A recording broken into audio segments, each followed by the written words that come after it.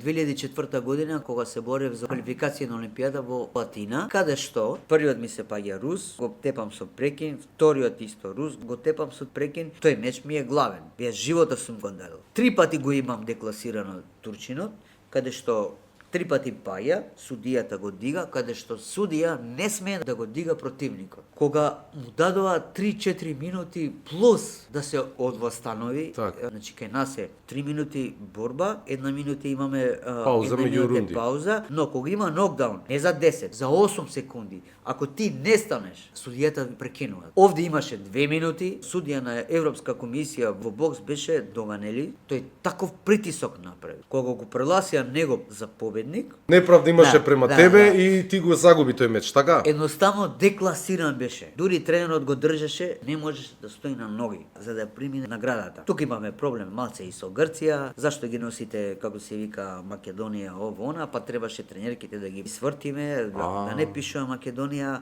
Значи имавме од сите страни проблеми. Јас на ринг плачев. Тренерот мојот плачеше, покојни Живко Дуковски, кој што основаш на Златен гонг, он отиде у болница. Не знаеше дали ќе остане жив или не. Ние сите сакавме да одиме на Олимпијада. Не со пари, него со срце, со срце и живот.